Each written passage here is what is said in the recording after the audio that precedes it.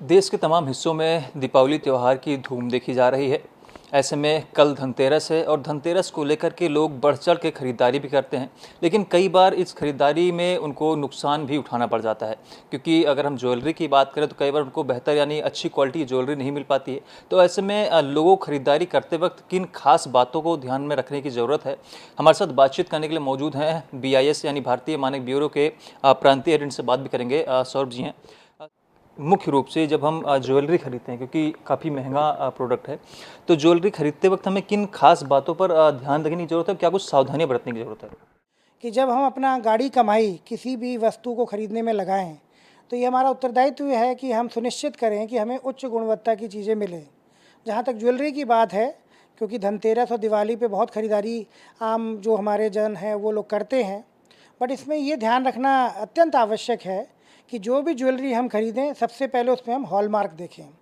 अब हॉलमार्क है क्या? देखिए, हॉलमार्क जो है भारतीय मानक ब्यूरो द्वारा एक मार्क है जो कि हमारे स्वर्ण आभूषणों और जो रजत सिल्वर के ऑर्नामेंट्स हैं इन पे लगाया जाता है।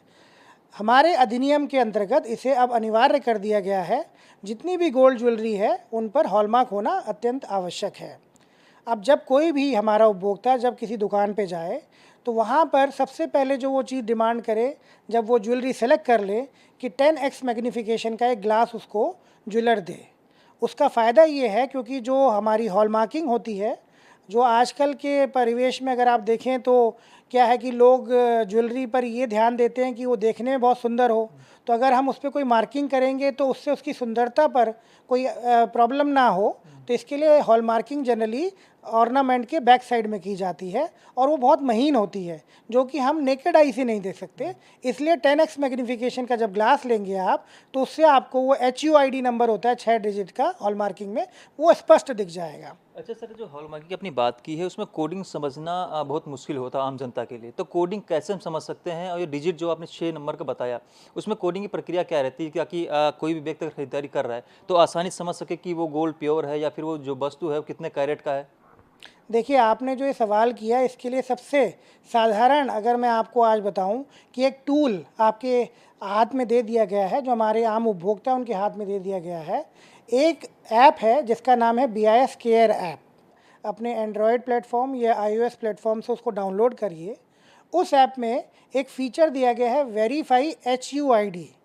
तो जो वो 6 डिजिट मैंने आपको बताई है हॉलमार्किंग की, जब आप वो 6 डिजिट उसमें डालते हैं तो आपको उसमें इस बात की जानकारी मिल जाती है कि किस आभूषण विक्रेता ने उसका निर्माण किया है, उसकी फाइननेस। क्योंकि देखिए, आमजन जब कोई सोने के जवाहरात खरीदता है तो वो क्या ध्यान देता है कि कितना कैरेटेज है, कि भाई 22 कैरेट का है, 18 कैरेट का है या 24 कैरेट का है। इसी तरीके से उसके अनुरूप जो हमारा भारतीय मानक है जिसके अनुसार हॉलमार्किंग की जाती है, उसका नंबर है IS 1417। तो उसमें हर कैरेटेज के अनुरूप एक फाइननेस की रेटिंग दी हुई है। तो जैसे कि अगर 22 कैरेट है तो 916 फाइननेस उसकी होगी। तो जब आप उसमें HUID नंबर हमारे BIS केयर ऐप में डालेंगे तो आपको पता चल जाएगा कि उसकी फाइननेस कितनी है। यानी कि ये आश्वासन मिल जाएगा कि एक तो ये जिस भी विक्रेता या जिस भी आभूषण निर्माता ने बनाई है वो, प्लस उसकी फाइननेस कितनी है। तो आप जब उसको लेके आएंगे तो मन में ये संतोष रहेगा कि मैंने एक बहुत ही अधिकृत और बहुत ही जेन्युइन जो है प्रोडक्ट लिया है, जिसमें कि किसी प्रकार की कोई मिलावट की गुंजाइश नहीं है। और एक बात मैं और ऐड कर दूं, मान लीजिए कि वो HUID नंबर डालने पर आपको कोई जानकारी नहीं मिलती, तो आपकी ये जिम्मेदारी भी बनती है कि कृपया कर कर इसकी सूचना भी भारतीय मानक ब्यूरो को दें, जिससे कि इस तरह की जो अवैध ज्वेलरी मार्केट में बेची जा रही है उस पर भी कुछ हम लोग दंडात्मक कार्रवाई कर पाएँ। और ये फीचर भी आपका उसी ऐप में दिया है। उसी के नीचे कंप्लेन का लिंक होता है। जैसे ही आपको लगे कि इसकी जानकारी नहीं मिली, कंप्लेन पर अपना क्लिक करिए, अपना थोड़ा सा विवरण डालिए और निश्चिंत रहिए, आपकी जो पर्सनल जानकारी है वो कहीं पे भी साझा नहीं होती है। ये बिल्कुल अज्ञात वे में कंप्लेन आती है और उस पर जो भी उचित कार्रवाई है भारतीय मानक ब्यूरो अधिनियम के अंतर्गत वो की जाती है। अच्छा सर, एक चीज़ ये भी है क्योंकि कई बार अब तो रेडीमेड का ज़माना आ गया है कि ज्वेलरी आपको आसानी से मिल जाती है। लेकिन अभी भी वो प्रचलन का दौर चल रहा है जब लोग खुद ज्वेलरी बनवाते हैं अपना डिज़ाइन दे करके। तो उसमें क्वालिटी जाँच की प्रक्रिया क्या रहेगी? क्योंकि उसमें हॉलमार्क रहेगा, कई बार नहीं भी हो सकता है। तो उसकी प्रामाणिकता हम कैसे करेंगे? कैसे हम अपने आप को संतुष्ट करें कि ये शुद्ध ज्वेलरी है? देखिए, आपने जो बात कही है, अमूमन छोटे शहरों में तो अभी भी यही प्रचलन में है कि ज़्यादातर लोग जो पुश्तैनी हमारे भई जवाहरात बेचने वाले लोग हैं, उन्हीं से जो है ज्वेलरी बनवाते हैं। लेकिन चाहे वो आपने किसी मशीन के द्वारा बनी हुई, बाहर से ली गई ज्वेलरी खरीदी हो या किसी लोकल निर्माता से ही बनवाई हो, बात एक ही है स्पष्ट कि आपको हॉलमार्क लेनी है। तो अगर लोकल जो आपके आभूषण निर्माता हैं, उन लोगों को भी हम लोग रजिस्ट्रेशन जैसे कि देशव्यापी दिया जा रहा है, उनको भी हम लोग ये रजिस्ट्रेशन जिसको पंजीकरण कहते हैं, देते हैं। तो पहले तो उपभोक्ता यही सुनिश्चित कर ले कि जिससे भी मैं बनवाऊँ, उसके पास BIS का रजिस्ट्रेशन होना चाहिए। और जब अगर उसके पास रजिस्ट्रेशन है, तो वो अगर सोने का आभूषण खुद बना रहा है, तो वो हमारे एक जांच केंद्र होते हैं जिनको हम एसएन हॉलमार्किंग सेंटर कहते हैं, जहां पर इनकी जांच भी होती है और उसके तदुपरांत उस पर ये मोहर लगाई जाती है। क्योंकि ये आभूषण विक्रेता खुद नहीं करता है, इसके लिए उसको एसएन हॉलमार्किंग सेंटर जाना पड़ता है। ठीक। अच्छा सर, अमूमन देखिए तो धनतेरस के दिन ना सिर्फ गोल्ड ज्वेलरी खरीदते हैं हम, बल्कि बर्तन खरीदते हैं, तमाम अन्य चीज़ें जो हमें ज़रूरत की होती हैं वो सब सामान भी खरीदते हैं। लेकिन उसमें भी खासकर मिडिल क्लास फैमिली की बात करें तो वो ये देखता है कि हमें कम पैसे में बेहतर प्रोडक्ट मिल जाए। तो उसमें क्या सावधानियाँ उनको बरतने की ज़रूरत है? बिल्कुल, देखिए ऐसा है कि खरीदारी तो केवल आभूषणों तक ही नहीं है सीमित, हम इलेक्ट्रॉनिक आइटम भी खरीद रहे हैं और दिवाली पे तो मुख्यतः आप समझते ही हैं इलेक्ट्रॉनिक आइटमों की सेल बहुत बढ़ जाती है। तो भारतीय मानक ब्यूरो की जो ISI मार्क स्कीम है, जनरली जो सब लोग जानते हैं, वो जितने भी आपके आम उपभोक्ता उत्पाद हैं, चाहे आपका होम अप्लायंसेस है, इलेक्ट्रिकल अप्लायंसेस हैं, फ़ैन है, चूल्हा है और आप सोचिए एयर कंडीशनर तक है, इन सब पे जो है ISI मार्किंग लगती है। तो जब भी हम ये कोई भी ऐसा वस्तु बाज़ार से खरीदें, एक चीज़ हमें ध्यान रखनी है कि उस पे BIS की मोहर लगी हो और उस पे लाइसेंस नंबर भी लिखा हो। ये 10 डिजिट का जो लाइसेंस नंबर होता है, ये भी हमारा जो BIS केयर ऐप है, उसमें अगर आप नंबर डालेंगे, तो आपको ये सत्यापित हो जाएगा कि वाक़ई में ये जो है लाइसेंस्ड मैन्युफैक्चरर ने ही बनाया है और इसमें किसी भी तरीके की कोई मिलावट नहीं होगी, ये हम सुनिश्चित कर सकते हैं। परंतु इसके अलावा जो स्कीम मैं आपको और बताना चाहूँगा, जो इलेक्ट्रॉनिक आइटम है उस पे एक हमारी अलग स्कीम है जिसको हम रजिस्ट्रेशन स्कीम कहते हैं, आर मार्क।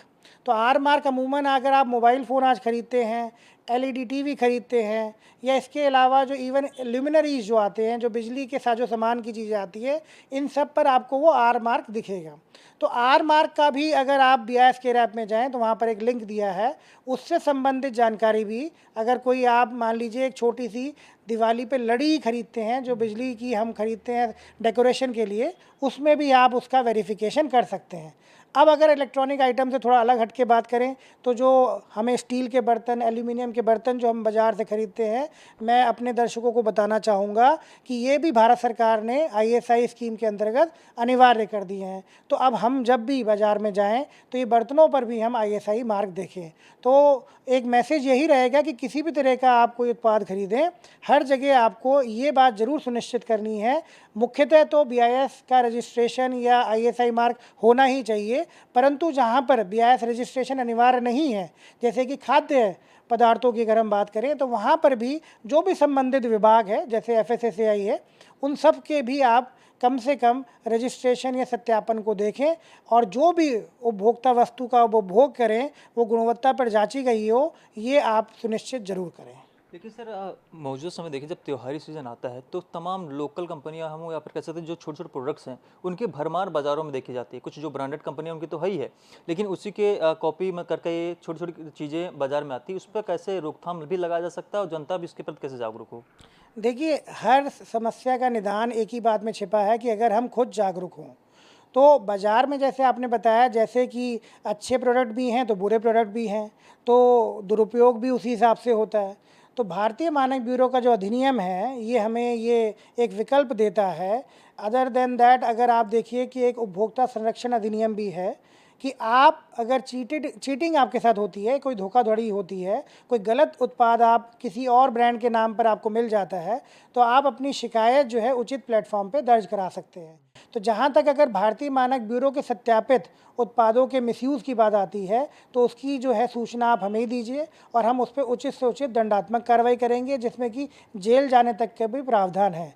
परंतु अगर कोई चीज़ भारतीय मानक ब्यूरो के अधिनियम के अंतर्गत नहीं आती तो उपभोक्ता संरक्षण अधिनियम है, जिसमें भी आप लोकल लेवल पर अगर आप देखें तो कंज्यूमर फोरम्स हैं, वहाँ पर जाकर अपनी जो है शिकायत दर्ज करा सकते हैं। तो थे भारतीय मानक ब्यूरो के प्रांतीय हेड, जिन्होंने बताया कि जब भी हम कोई सामान खरीद रहे हैं, खासकर कल धनतेरस है, तो ऐसे में लोग बढ़ चढ़ के खरीदारी करते हैं। ऐसे में तमाम सावधानियां बरतने की ज़रूरत, ताकि वो अच्छा प्रोडक्ट अपने घर लेकर के जाएं। कैमरामैन प्रेमी सोनकर के साथ रोहित सोनी, ईटीवी भारत, देहरादून।